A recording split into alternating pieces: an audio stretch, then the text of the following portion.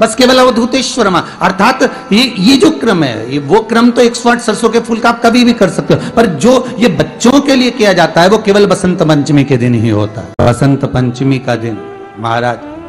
सरस्वती का दिन, जिस दिन जो बच्चा पढ़ने में कमजोर होता है उसके हाथ से बसंत पंचमी के दिन सरसों के 31 फूल शंकर जी को चढ़ा दिए जाते हैं, तो बच्चा पढ़ने में अव्वल निकल जाता है। उसके बच्चे को कभी नहीं कह सकते कि पढ़ने बैठ, वो खुद बैठेगा।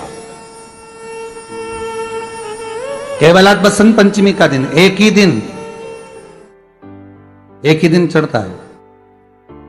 और बाकी के सरसों के फूल आपको मालूम है कि रोग मुक्ति के लिए तो होते ही हैं। ये तो आपको पहले भी वर्णन किया महाराज कि जब कोई एकदम रोग आ जाए और डॉक्टर एकदम बोल दे कि ये रोग भारी आ गया है और इसकी जांचें जाएंगी और फिर ये कुछ भी हो सकता है, तो क्या करा जाता था कि 108 सरसों के फूल लाकर तुरंत शंकर भगवान को चढ़ाए जाते थे महाराज। तो चढ़ाने के बाद में रिपोर्ट अच्छी आती है। ऐसा नियम है। कहीं ठेका, कोई ठेकेदारी करते हैं ना, जो ठेका भरते हैं कि भाई मेरा टेंडर आना चाहिए, मेरा ये काम होना चाहिए, मेरी मल्टी बनना चाहिए, या मेरा ये काम के लिए जा रहा हूं, ये काम फतेह होना चाहिए, उसके सबके हाथ पैर जोड़ने से अच्छा एक काम करो, बस 108 सरसों के फूल उठाओ, शंकर जी का उद्धतेश्वर महादेव का नाम लिखो और छोड़ दो, शिव जी के ऊपर एक एक कर चढ़ा दो, वो ठेका तुम्हें ही मिलेगा, वो काम तुम्हारे पास ही आएगा।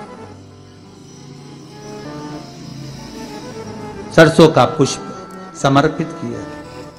भगवान शिव आनंद की राशि है हमारी।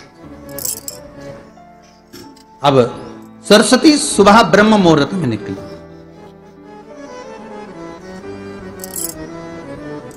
और सरस्वती जब ब्रह्म मुहूर्त में निकलती है, वेद और माला लेकर स्मरण करती है महाराज,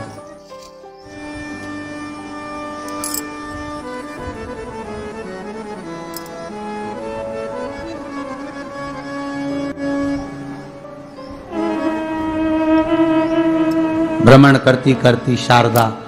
सरस्वती जब निकली,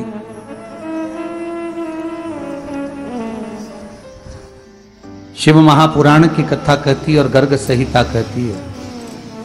जैसे जैसे सूर्य का प्रकाश तीव्र होते चले जाता है, सरस्वती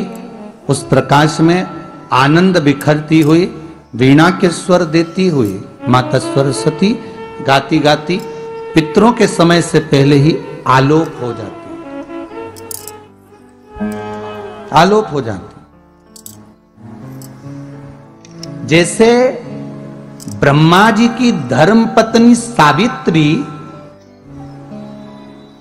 नित्य स्मरण करने में, भगवान की सेवा में तत्पर रहने वाली है, और ब्रह्मदेव सृष्टि की रचना करते समय ज्ञात करते हैं कि सावित्री मेरे साथ होने के बाद भी ये सृष्टि की रचना नहीं होती, तब ब्रह्मदेव सरस्वती को प्रकट कर देते।